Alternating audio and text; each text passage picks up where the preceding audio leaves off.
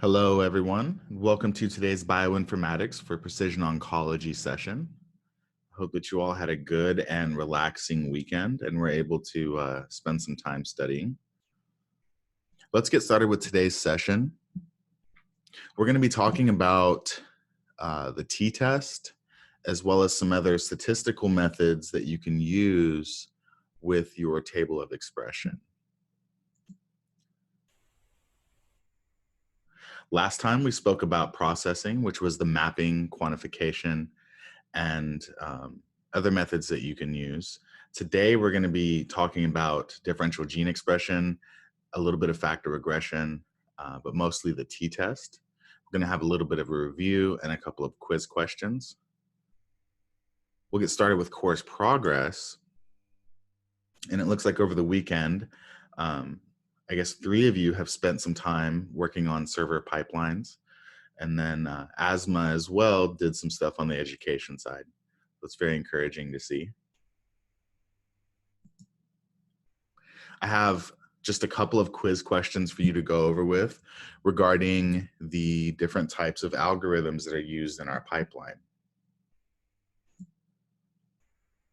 So as before, if you have an answer, you can type it in the chat, and then we'll go over the answer choices.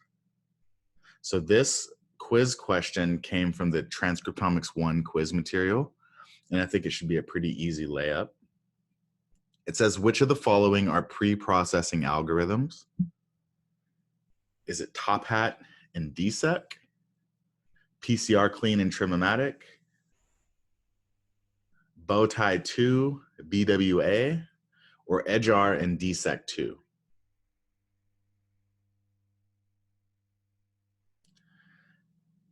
Dahlia says that it's PCR Clean and Trim-O-Matic. Does anyone else have any answers to submit?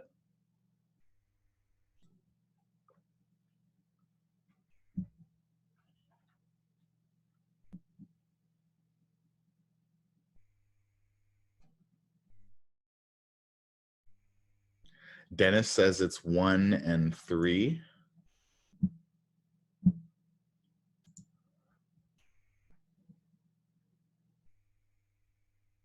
So as it turns out, Dahlia is correct. The pre-processing algorithms are going to be PCR Clean and Trim-O-Matic. PCR Clean is responsible for removing all duplicated reads from raw sequencing data. And then there's Trim-O-Matic, which cleans technical sequences from raw sequencing data.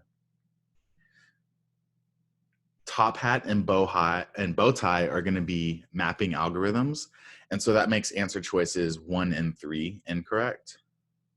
What makes answer choice 4 incorrect is that DSEC2 is a tool for differential expression. So, and then so is EdgeR as well. And we're going to be learning about those algorithms. And so hopefully after that, that will make a little bit more sense. Let's talk about another question in regards to the type of file input that's put into the RNA-seq processing pipeline. So for this one, what type of file is used as an input for the RNA-seq processing pipeline?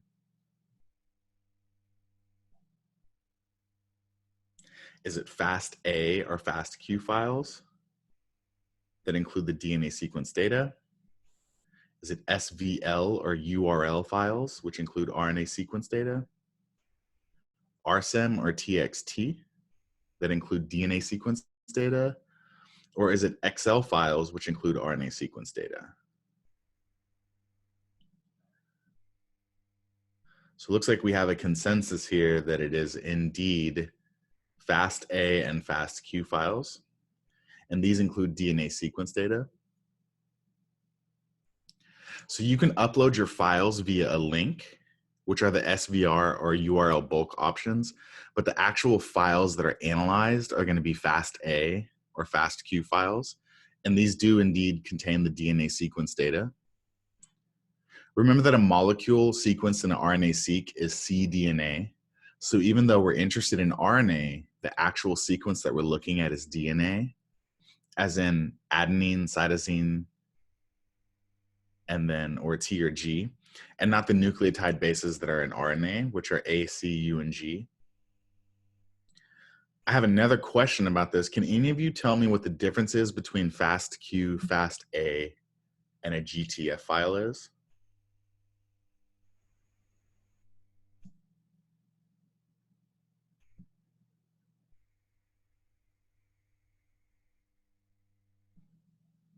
And I'll type that in the chat just so.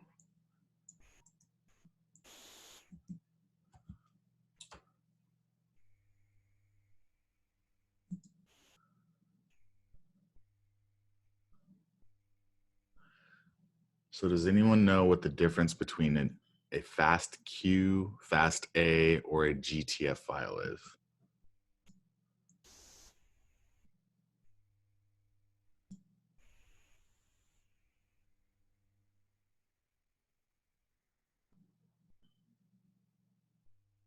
That's close.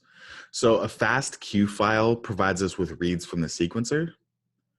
It's a text-based file format that scores nucleotide sequences of reads and quality scores for each letter. There we go. So it has to do with quality. FASTA is a text-based format for representing DNA and protein sequences. And typically this is the reference file for the genome.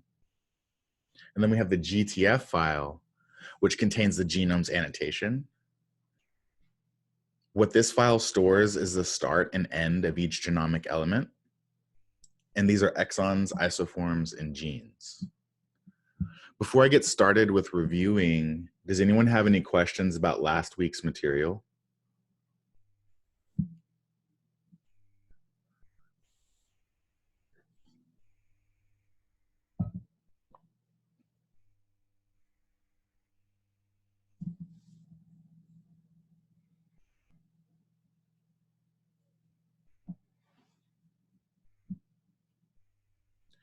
All right, I'll go ahead and start moving into the review of last week's material. So remember that last week we discussed our pre-processing algorithms and we highlighted those in blue. Those were PCR clean, which removes duplicated reads from raw sequencing data. And the input files for this are going to be FASTQ or FASTA raw sequencing reads. After cleaning the PCR duplicates, the output is going to be given in the same file format as the input.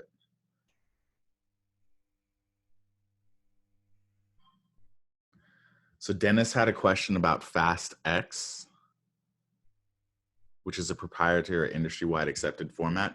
I'm not going to be sure about that. Mohit, do you have anything to put on that? I've never heard of a FastX.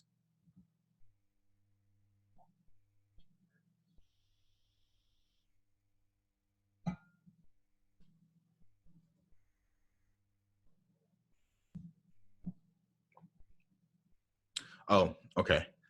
So yeah, FASTA and FASTQ, those are the those would be industry-wide accepted formats.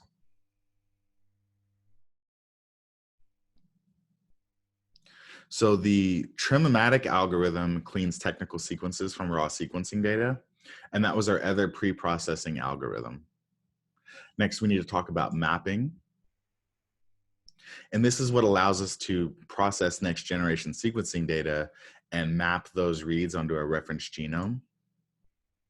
Remember that in mapping, we are going to be aligning the short reads of the full genome sequence or to the transcriptome. And there's going to be several methods available based on our objective. You can either map onto the full genome and manually detect alternative splice events, or you can use a database of known transcripts for an alignment-free pipeline. One such algorithm that you might be reading about is TopHat, which is a fast splice junction mapper for short reads. The algorithm aligns RNA-seq reads to a reference genome using another algorithm called Bowtie. After the reads are aligned by Bowtie, what TopHat does is it analyzes the mapping results to identify the splice junctions between exons. Our next step in the pipeline is going to be quantification. Expression values for genes and isoforms are going to be generated and then displayed in an expression table.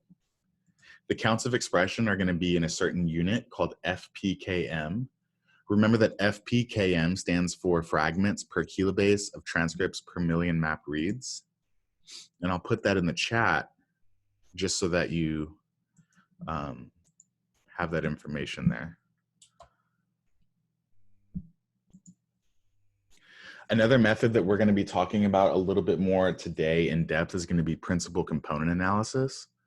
And this is a method for compressing a lot of data into a representation that captures the essence of the original data. There's a post-processing steps, two of which actually, and the first of which is going to be removal of all genomic elements that are seen in the expression table as zeros. The second of which is going to be called quantile normalization. And this is a technique of mapping the original values to the corresponding quantile of a standard distribution.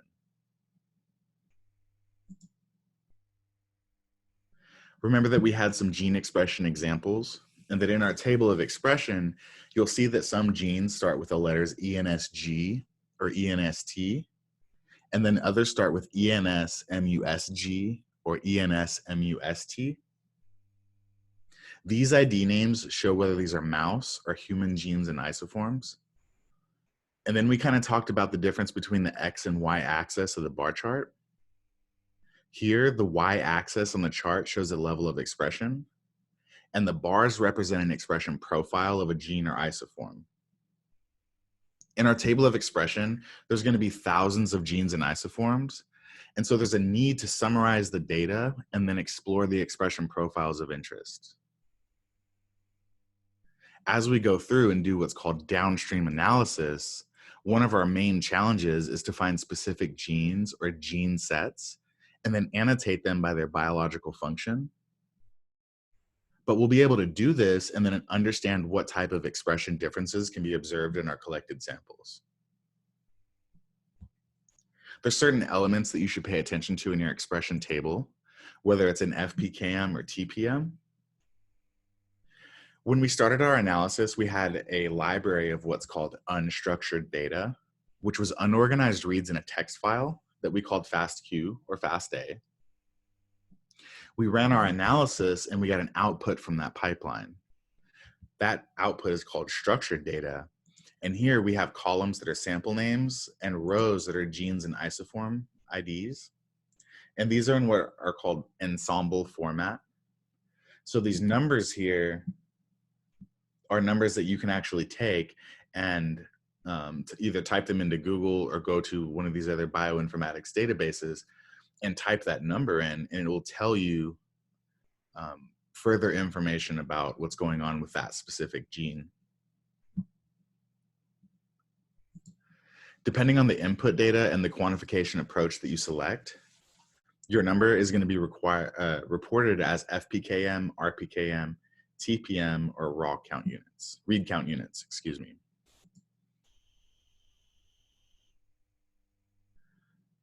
Before we start looking at specific genes, we need to summarize our full data set. We can do so using a box plot that shows how all the values are distributed between samples. If we have multiple data sets, in our case, which was a sample data of gene expression with multiple samples, you can use a box plot to help compare the samples using different types of statistical properties. Remember that these properties are the mean, median, and the bulk of the data versus the outliers. Whenever you prepare a box plot of a typical RNA-seq data set, you see that the gene expression levels are going to be heavily skewed in linear scale, and the majority of the points are going to have very low values. Those low values are going to be between 0 and 10. The higher expressed genes are going to be between 10 and 16,000, and they'll be barely visible at the bottom of the box plot. In this specific box plot, you'll see that the majority of the data points are in the interquartile range and they're barely visible. However, the top 25% of the data, which are the outliers, are stretched out and clearly visible.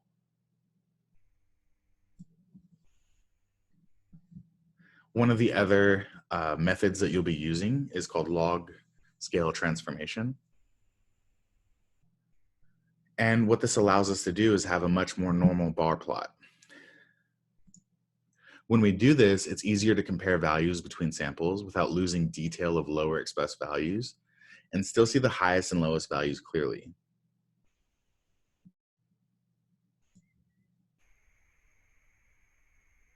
There's a couple of other techniques that we're going to be learning about, one of which is quantile normalization. This technique is most useful when you have a number of conditions you want to compare, assuming that the samples in each group are biological replicates. What quantile normalization does is it arranges expression values in similar order between samples and then aligns their means. You might want to do this for only a portion of your data, for example, by leaving the top expressed genes untouched. And as a result, the data will be very close to normal distribution, and the means of each sample will be normalized.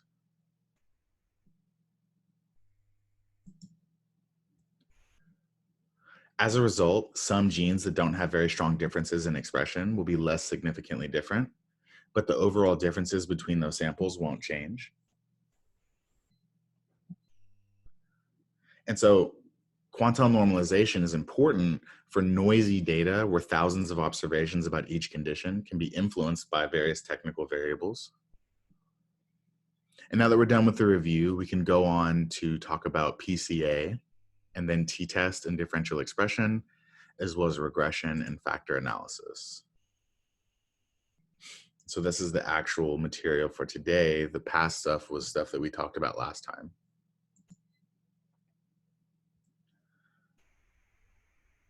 Last time we talked a little bit about replicates and signal. This allows us to test assumptions in which we can compare a couple of samples in the same group under the same conditions, such as TN breast cancer, and then plot all the gene expression data into a scatter plot. If the samples were identical, their expression levels will be aligned perfectly along this diagonal red line. If they're correlated, the values will be stretched out along the line. And so you can see here that the transformed data is better correlated between samples. And now that we've prepared our raw expression data, let's see what we can learn about our data set as a whole. We can do this by using a technique called principal component analysis, or PCA for short. You'll learn a lot about this as you go through the transcriptomics material.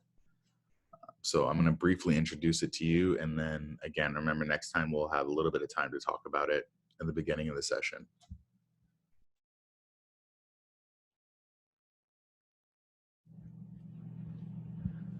To study how gene expression can be used to measure variability between samples, we can use a dimensionality reduction technique that's often used for RNA-seq data.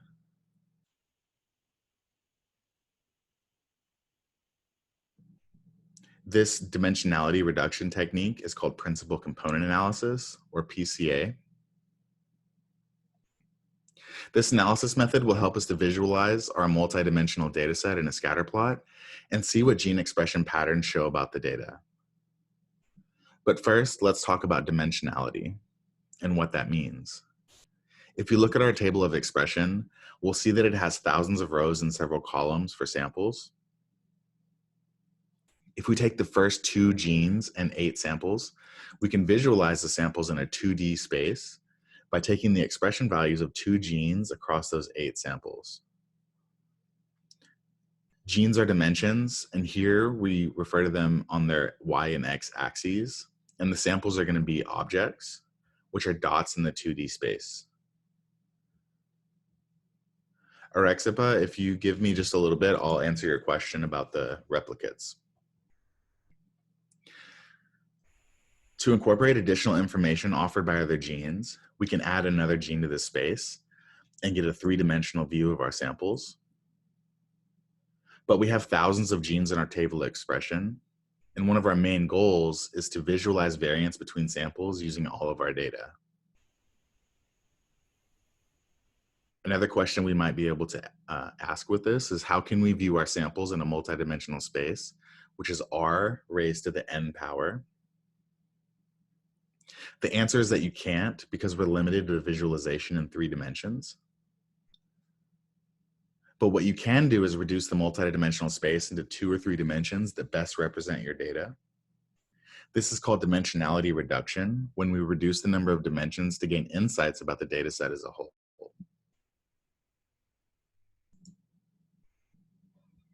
If we use the approach of principal components, we're looking for such a plane, which are vectors in the multidimensional space we cannot see, that explain variance in our data in the best possible way.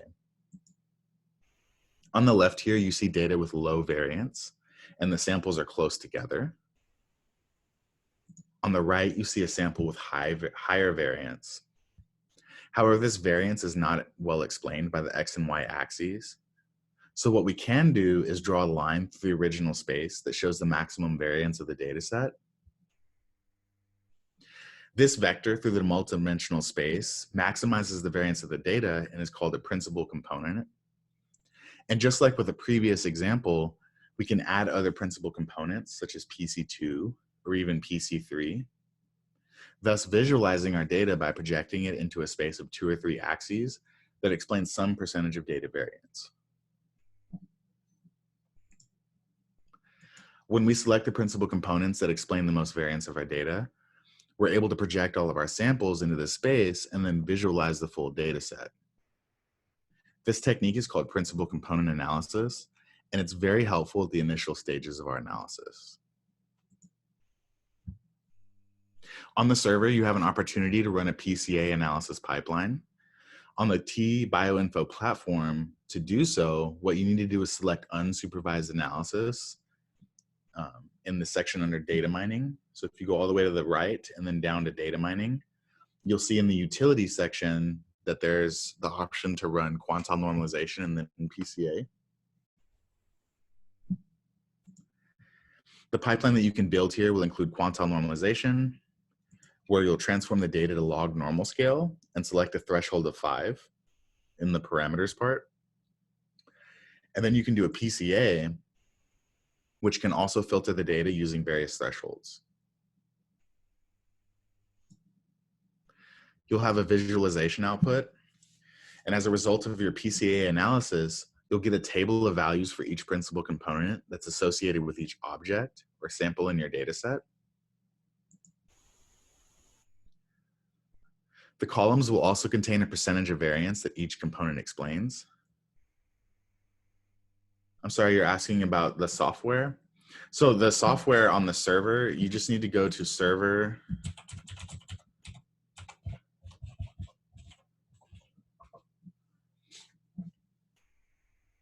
So, and if you want, I can jump out and show you this. So what you would do is go to server.t-bio.info.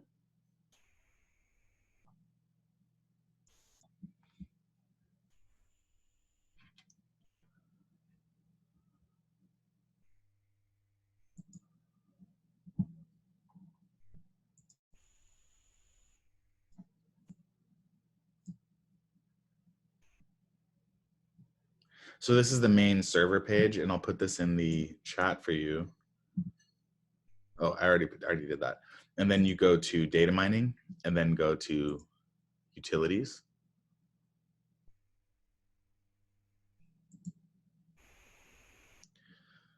And so you would upload your file here, but then be able to run your pipeline. So you could run the quantile norm, and then this, and then run this pipeline. So the software doesn't cost anything, and you're free to use it while you're in the program. And then remember, the other pipelines that you can run would be, for instance, the PDX project or cell line project. And so then we have our pre-processing steps, a PCR clean and trim-o-matic. Remember, we talked about Bowtie, which was a mapping algorithm, and then RSEM, which was a quantification step. And then you'll be learning about DSEC2, which is for differential expression. But either way, you can end your pipeline and then get your download files. So I encourage you to go to this website and play around with things a little bit.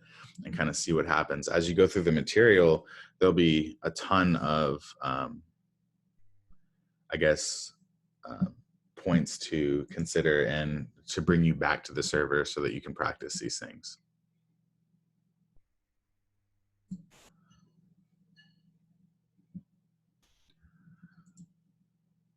Let's get caught up with this real quick. Okay, so now we're visualizing our samples on a scatter plot using PCA. Notice that we can see a distinction between samples of the triple negative and estrogen receptor positive sample on this chart with this line by their positions on the X and Y axes. And we can also see an outlier sample in the TN group based on the Y coordinate.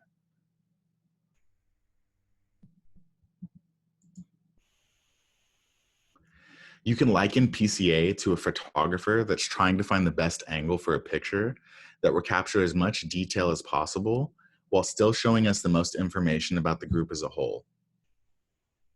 We would typically use this method to visualize and explore our data. When using this multivariate analysis method, it's important to play around with your data using normalization and filtering while still paying attention to outliers for the best possible interpretation.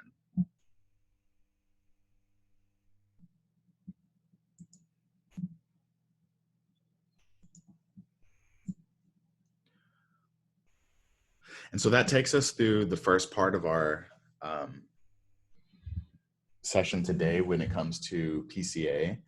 And it takes us through our first course, which was Transcriptomics 1. And now that we're kind of into the Transcriptomics 2 material, this is a continuation of Transcriptomics 1. And what it focuses on is differences in gene expression. So we'll start with a differential gene expression and continue to look at typical challenges that can be resolved using other methods.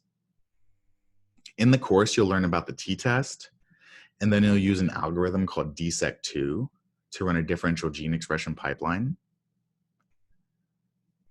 Next, you'll use factor regression analysis. And as a result, you'll learn to detect obvious differences between preset groups, as well as expand that idea to more subtle differences represented by factors that might be interacting with each other. In the course, you'll be learning about something called PDX Cancer Project that was started in Transcriptomics 1.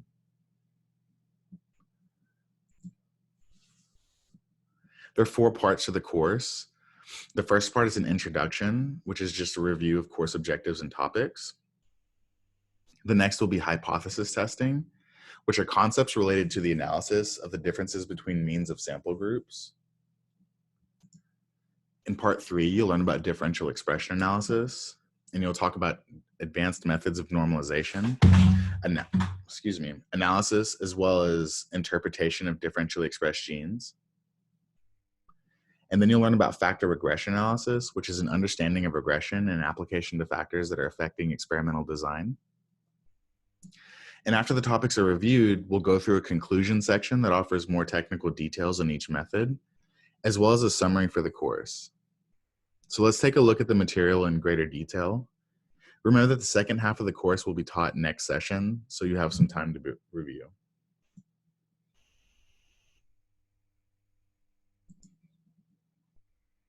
So here we'll start with differential gene expression and continue to look at typical challenges that can be resolved using statistical methods.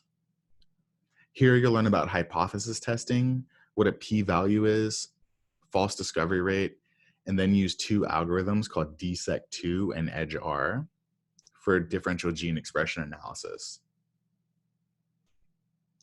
As a result, you'll learn to detect obvious differences in, between preset groups of samples, as well as use regression to identify the expression level variation that's associated with experimental design factors. Differentially expressed genes are the ones that we can identify to have clear differences in expression levels between 2 groups. So on this graph here, you can see that the ENSG gene listed at the top of the graphic has a higher expression than the triple negative group compared to the ER positive group. So here you see that there's expression, and then over here, there's none. There are different challenges for differential gene expression. The first of which is that there are thousands of genes that are expressed in each sample. The second is that samples in each group can have significant variation in levels of expression. And then lastly, determining a threshold of significance for differentially expressed genes is one of the other issues that you'll have to deal with. To overcome these challenges, we can turn to statistical analysis and learn about something called the student's t-test. To learn about this statistical approach, we can remember William Gossett, who was a statistician that was employed by a beer company back in the 19th century. William Gossett was a statistician that worked for the Guinness Beer Brewing Company. He earned his degree in chemistry at Oxford and joined the brewing firm in 1899. His work for Guinness led him to investigate the statistical validity of results that are obtained from small samples. Prior to this, statistical theory had concentrated instead on only large samples.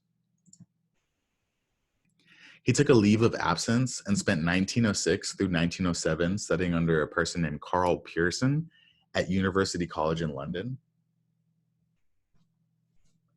His publications in Pearson's Journal Biometrica were signed student, not because of the Guinness company policy for getting publications, as often said, but more precisely because the company didn't want to let others know that they were gaining an industrial advantage from employing statisticians.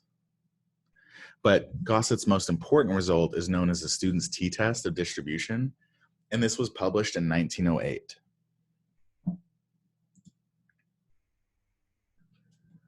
A t-test is a type of inferential statistic that's used to determine if there's significant difference between the means of two groups, which may be related in certain features. A t-test is a hypothesis testing tool which allows testing of an assumption that's applicable to a population.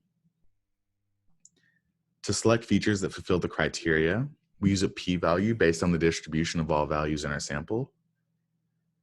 This distribution helps us to select the observations or genes in our example that show differences between two groups with low probability of an error.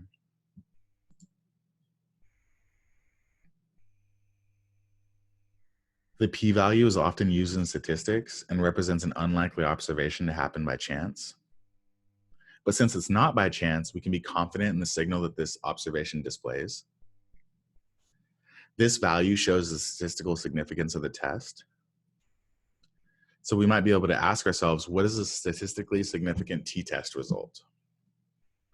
And the answer to that is that a statistically significant t-test result is one in which the difference between two groups is unlikely to have occurred because the sample happened to be atypical.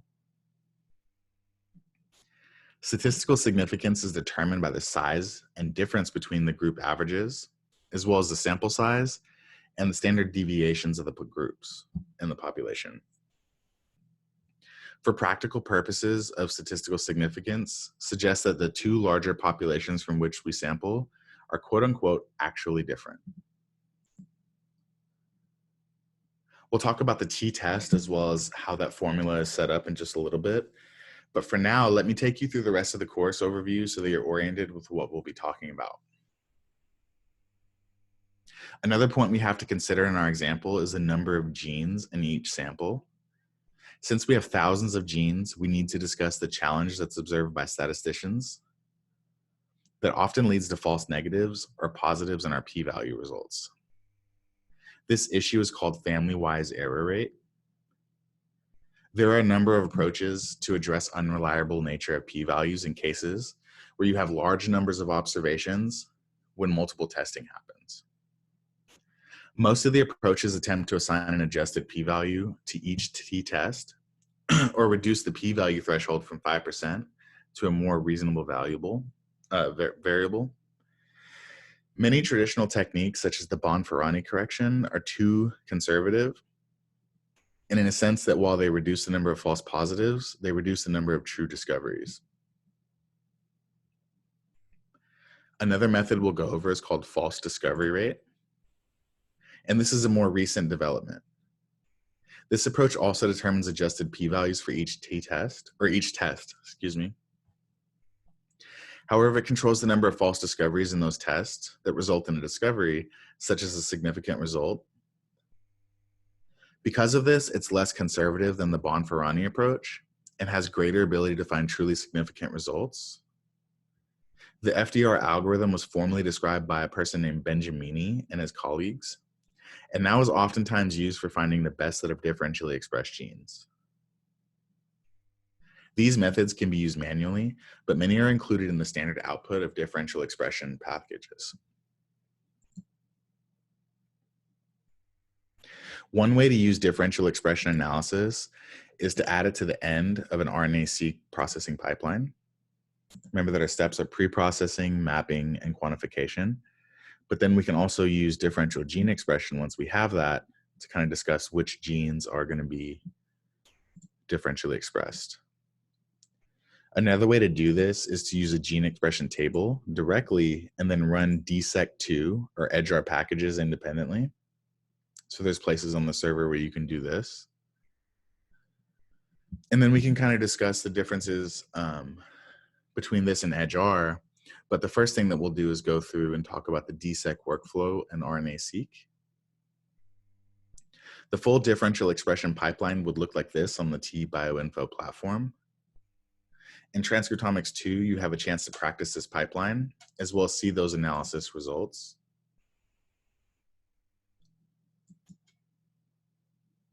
The results of dissect2 will include the original and adjusted p-values for each gene, as well as the fold change, which is a measure of the difference in expression between two conditions.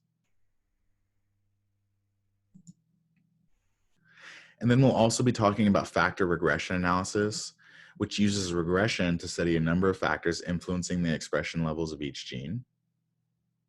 So this is another section on the pipeline that you can use as you go through the materials in the course. Let's talk a little bit more about what regression is.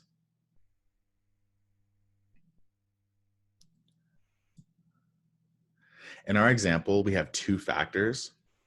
These will be cancer type and mouse type. And we'll learn how to set up a pipeline using these factors, as well as levels to conduct factor regression analysis. As a result, we can turn to biological interpretation of found genes and learn about gene function in the context of differential gene expression, or the factors that we found to be associated with certain expression patterns.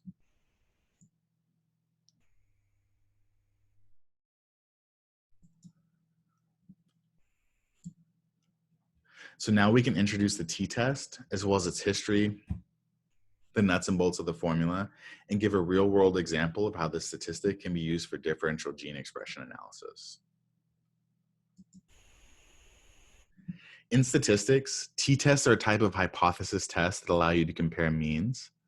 They're called t-test because each t-test boils your sample data down to one number, which is called a t-value. For example, you can use a t-test to compare the means of two unrelated groups of samples.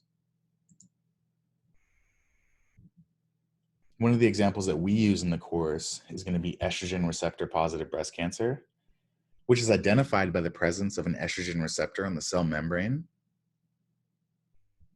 The other type of breast cancer that we'll be talking about is triple negative breast cancer, and it has none of the three common receptors on its membrane. This is just one of the differences between them, but as a result, one is going to be more treatable and the other is going to be more aggressive.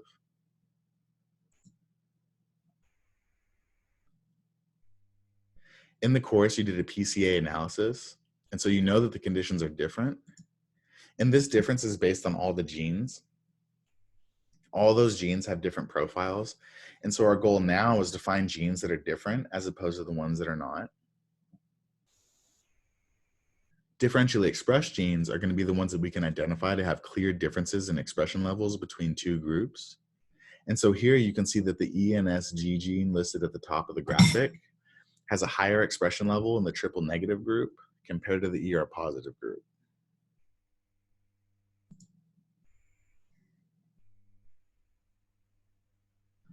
Let's say that we have a collection of 100 mice, 50 estrogen receptor positive and 50 triple negative. We want to find out whether there's a gene expressed higher in the ER positive group that's significantly different from that of the TN group.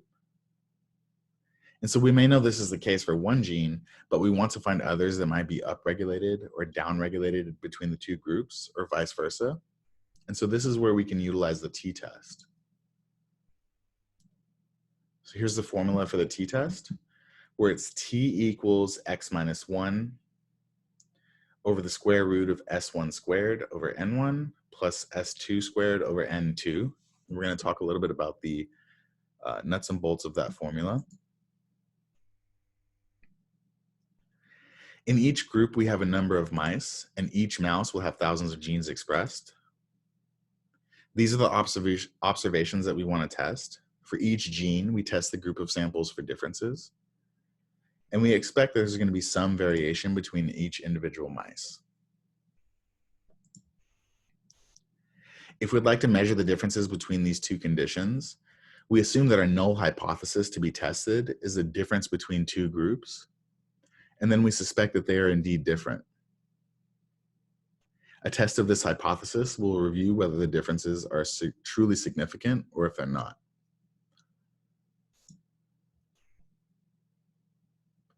In this case, we have two independent groups of samples, and an unpaired t-test can be used to determine whether the means are different for each gene.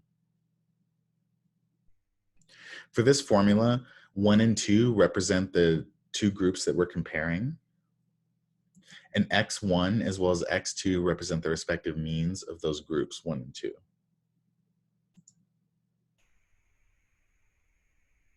N1 and N2 represent the sizes of groups 1 and 2. And then there's S, which is an estimator of where the common variance of the two groups are. If the absolute value of the t-test is less than 5%, then we'll say that this difference is statistically significant, and otherwise it won't be.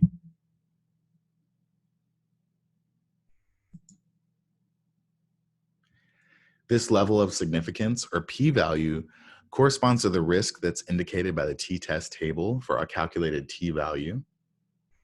And it should be noted that this test can only be used when the two groups of samples being compared follow what's called bivariate normal distribution with equal variances. The p-value is going to be used often, and it represents an unlikely observation to happen by chance. And since it's not by chance, we can be confident in the signal that this observation displays. So this p-value is going to be what shows the significance of our test.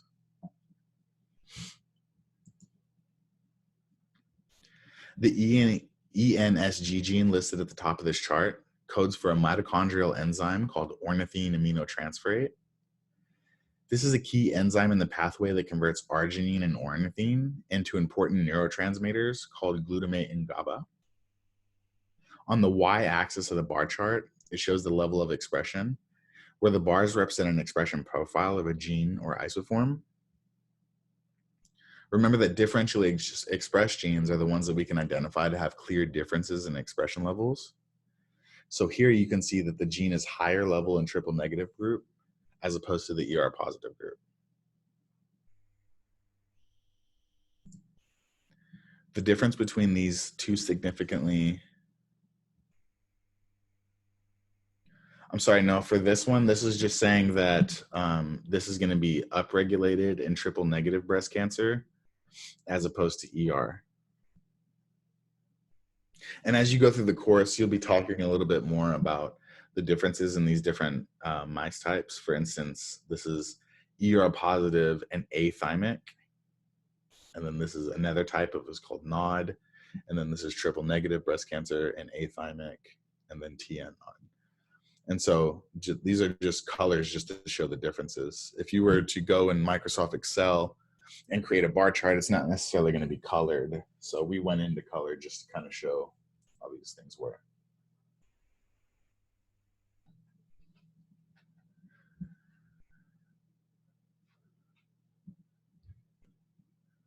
So that being said, were there any other questions about the material today?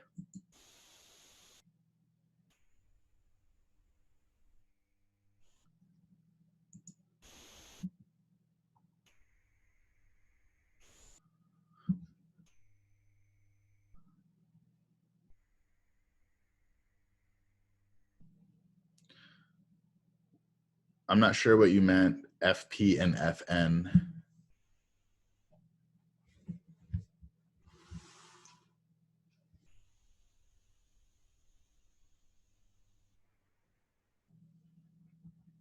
So, so you're correct. So if I go back to this slide here, this is just showing showing the difference. So we made the TN groups to be orange and the ER groups to be blue.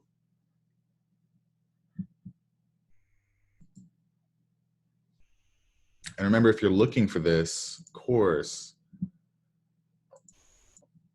I can show you where it is and then send you the links for these.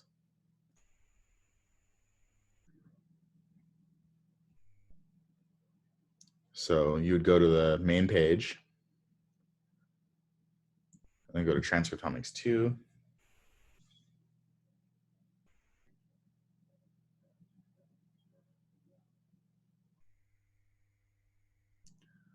So kind of what we talked about today was the t-test, and then you'll be getting into the differential expression pipeline.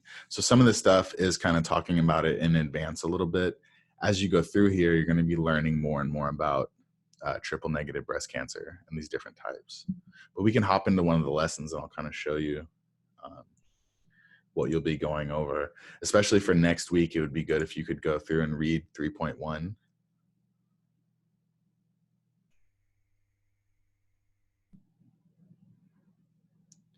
So this is kind of showing us our differential expression pipeline. Remember when we did the demo earlier, we skipped over DSEC2. You can actually go through and do that and see the outputs for those. And so here you'll get an archive, annotation, a visualization, and then our differential expression pipeline.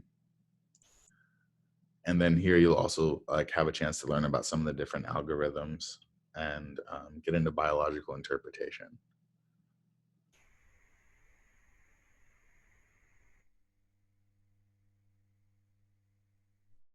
Then we had another question about the accuracy of the data. I'm not exactly sure what you meant by that. These are, I guess, data sets that were. So there's several different data types that you can get. It just depends on which project you're going for as far as on the server.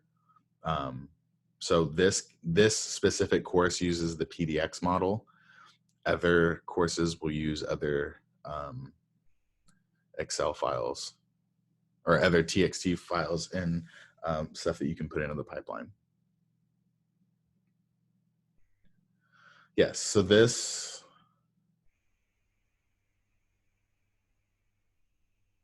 I think it's right here.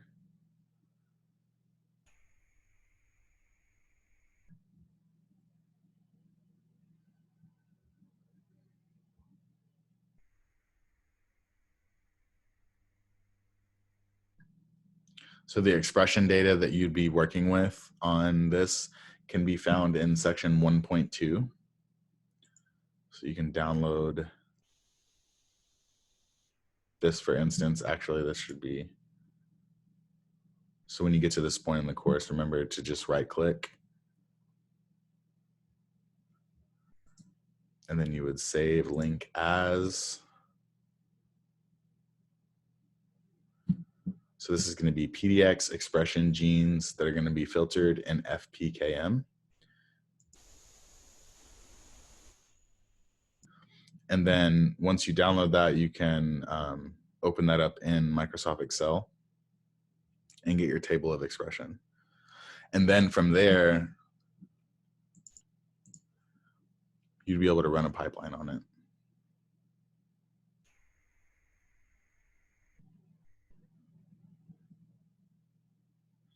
Let's see if Mohit is here. Mohit, are you here? Hi, Joe. Yeah, what's up? Hi. So one of his questions was, there's two questions on here that I wasn't able to answer. One of the questions is, are there any microarray data that's available for breast On the cancers? platform, We are using RNA-seq data for this course, but So we that are we not. have the PDX model, right? Right. So the microarray data that would be like gene expression that also will come in an Excel file. So we are looking at the table of expression from there on. Like it does not matter because you have a table of expression for number of genes, right? Okay. And the second question, Joe? Well, so I forget exactly. It was Arexipa asked how many replicates is it recommended to have?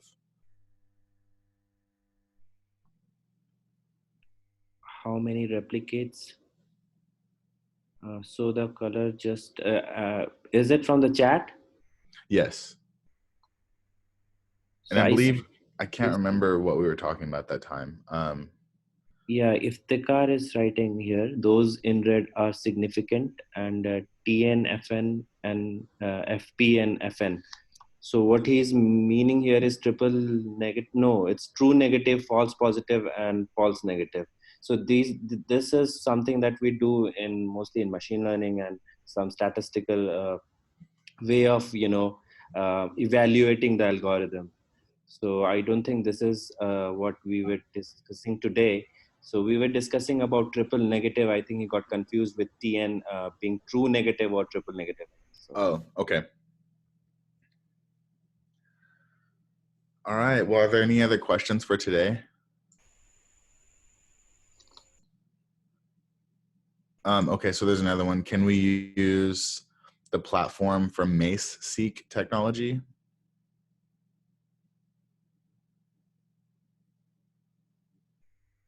So that's what I'm saying. Like for even for to doing like t-test as Joe today discussed, you can of course do the t-test on the gene expression microarray data, and you can find microarray data, gene expression microarray data in several of the resources that we have mentioned throughout this course.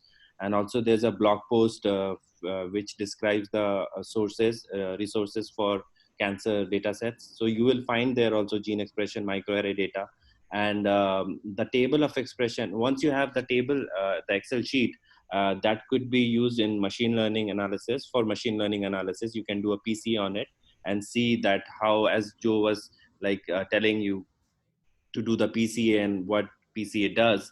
So you can visualize it, and then you can think about the classes that you can see or the samples that you have there in your data set.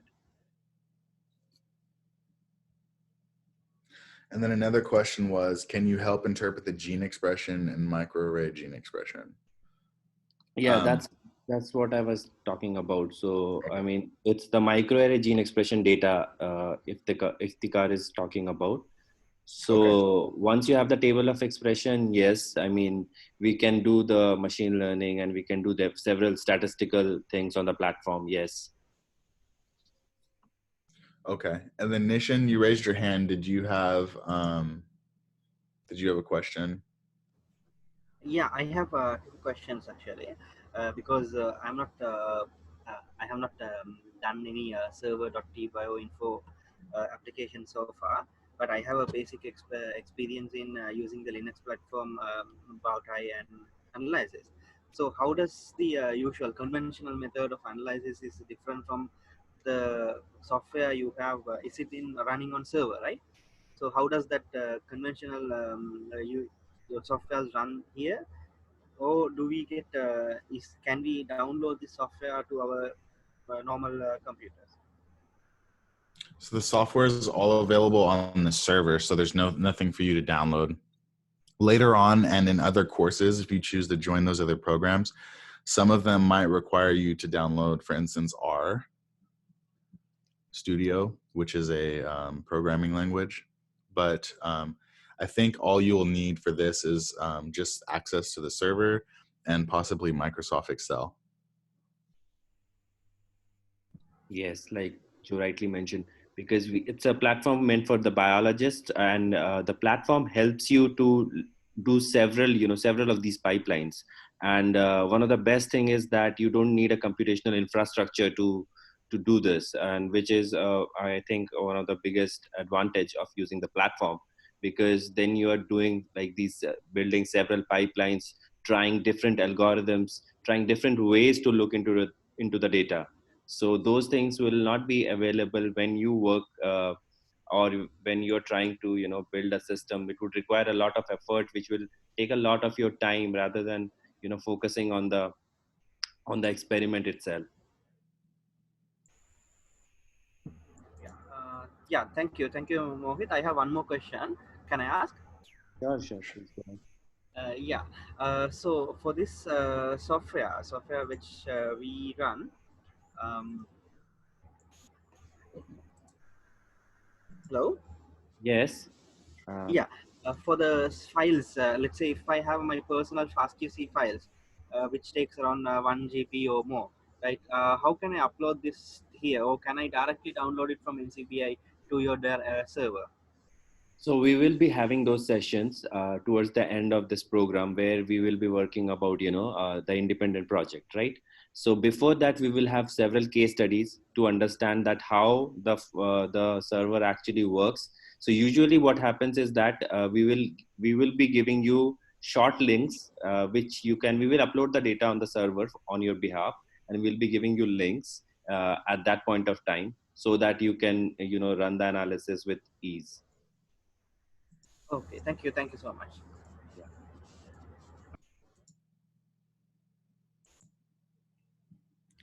All right. Oh, so I guess um, there's one more question. I got it privately from Amin. I'm going to post it back in the chat. And then remember, if you have questions between courses, what you can do is go to the forum.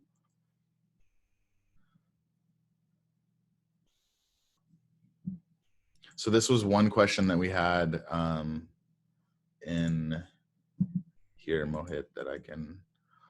So this was, can we use data from MACE-seq technology, which is massive analysis, cDNA?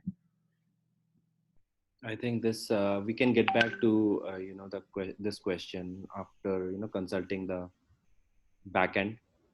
Okay. So in between now and our next course, if you have any questions, please go to the forum, and this will allow us a little bit more time to answer your questions thoroughly. So anyways, thanks so much for attending today's session, and I look forward to meeting you, I guess on Thursday, right? So if you have any questions, please feel free to just write them on the forum, and then we will get back to you as soon as possible. Thank you, Joe. Thank you for today's session. Thank you, Mohit, for helping us. No problem.